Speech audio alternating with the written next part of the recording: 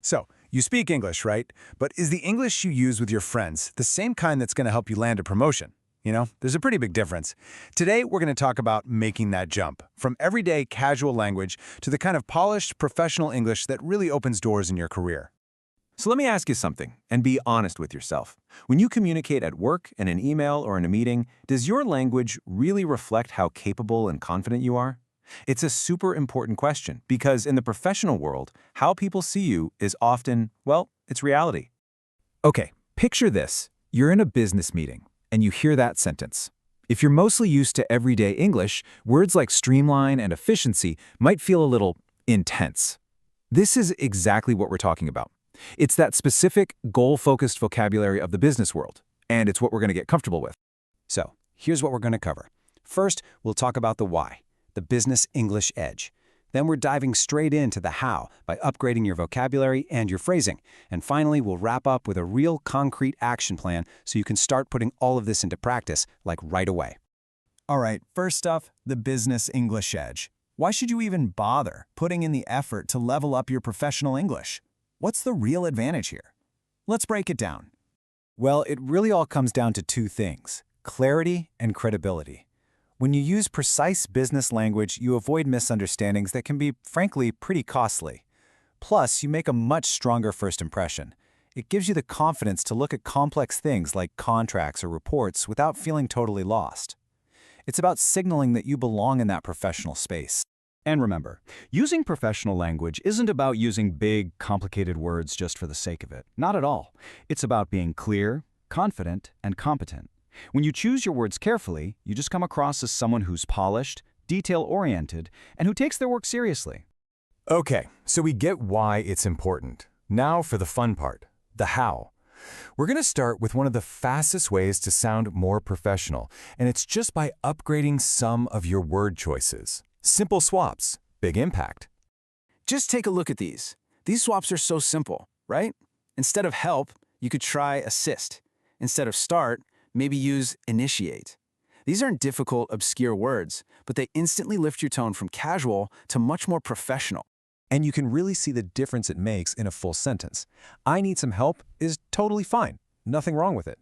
But I require assistance. See how that just sounds more formal and specific to a workplace? It's a really small change, but it has a huge impact on your professional tone. Okay, here's another fantastic technique. We all use phrasal verbs like put off or look into. They're everywhere in spoken English, but in professional writing and more formal situations, choosing a single, more direct word like postpone or investigate can make your communication feel so much sharper. Think about it like this. Let's put off the meeting is perfect for a close colleague. But let's postpone the meeting, well, that's just clearer, more formal, and it works way better for a bigger audience, especially if that includes your boss or even clients.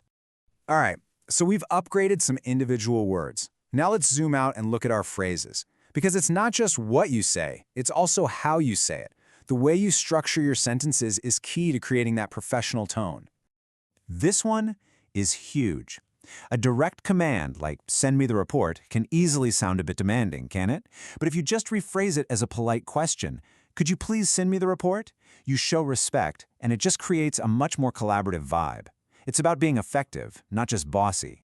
Let's look at a classic email example. The one on the left? Yeah, it gets the job done. It's quick, but it's also really abrupt. The email on the right, though, is polite, it's structured, it's formal, it has a proper greeting, a much softer request, and a professional closing. This is how you build good working relationships, one email at a time. Oh, this is a big one. Knowing how to disagree without starting a fight is basically a superpower at work. Instead of a blunt, that's wrong, which just shuts the conversation down, using phrases like, I see your point, but, or I have some concerns about, that opens the door for a real constructive conversation. It shows you're actually thinking, not just shooting down ideas. Okay, so we've got the theory down. We know the why and the how. But none of that really matters if you don't actually do it, right? So let's talk about the most important part, making all of this a habit. Here's a super simple plan you can start today. First, just surround yourself with a language. Read business news, watch things like TED Talks. Second, actively build your own list. Keep a little journal of new words you learn. And number 3, the most important one, Practice. Take a simple sentence from an email you just wrote and ask yourself, hey, how could I say this in a more professional way? This right here, this is the new question you should have running in the back of your mind. It's all about making small, continuous improvements. Every single email, every single meeting is a chance to practice and polish your professional communication. Look, the key is just to start. Don't feel like you have to change your entire vocabulary overnight. That's just not realistic. Just pick one thing. Pick 1 or 2 words from our list today, maybe swapping help for assist, and just start using them. So what's the first small change you're going to make?